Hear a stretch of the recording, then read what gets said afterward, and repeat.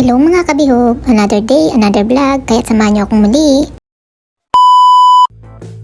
Bali ito nga pala mga kabihog ay long time ago na video, mga 2 to 3 years ago na to. At yun nga, memories, minsan pagka dumadaan at na-scroll mo, ang sarap balik-balikan mga kabihog. Ito yung mga time na yung building owner namin ay nagsabi na meron daw siyang condominium. Yan, dun yan sa may Juper. At libre daw, ay syempre kami mga kabihog, had kami maligo at syempre walang bayad. Kaya gora mga lola, isang flat kami niyan mga kabihog. Aba, minsan lang malibre mga kabihog dahil mahal din ang ganito, yung may mga pa-swimming pool ang mga lolo. Kaya ayun. Bali ito naman mga kabihog, ito naman ay sa part ng Manama. After ng aming trabaho, ay pumunta naman kami dito para stress-free. Diba napakaganda ng place mga kabihog. Ang sarap dito magtaratambay pagka galing mo sa work, tapos may sasakyan ka. Kailangan may sasakyan mga kabihog kasi ang hirap maglakad o mag-commute papunta dito.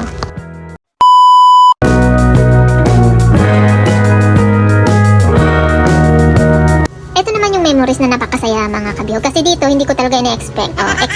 Expect. Ano ba?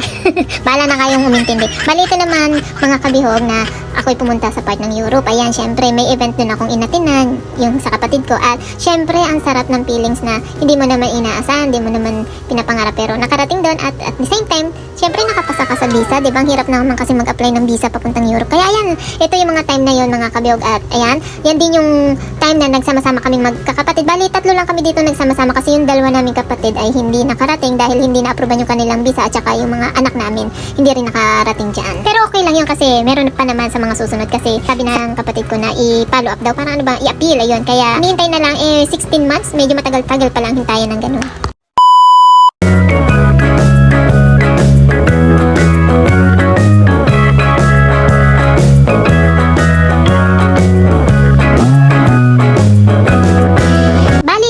Kabihog yung realidad. Ayan, realidad na after ng mga memories na puro nalala. Ayan, syempre back to work na. At ayan nga, pagkatapos ng work namin, diyan kami sa labas minsan naghihintay na transport namin or minsan nilalakad namin hanggang sa labasan kasi nga masarap namang maglakad-lakad. Pero pag tag-init mga kabihog, sobrang init, basang-basa, wala talagang tinagong tuyo. Yan, kaya minsan ganun, habang naghihintay kami sa labas, eh melon na kaming amoy. Alam mo yun, melon ng amoy, wala ka nang itinago talaga.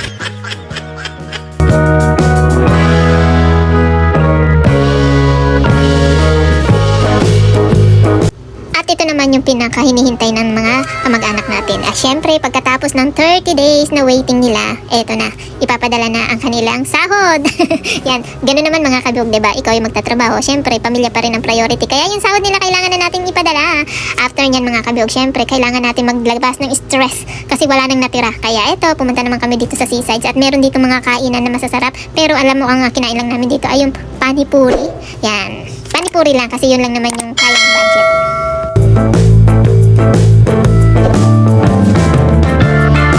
Siya mga kabihog, napaparami ng aking daldal na wala namang kwenta. Salamat sa panunood. Muli, see you next time mga kabihog. Thanks for watching.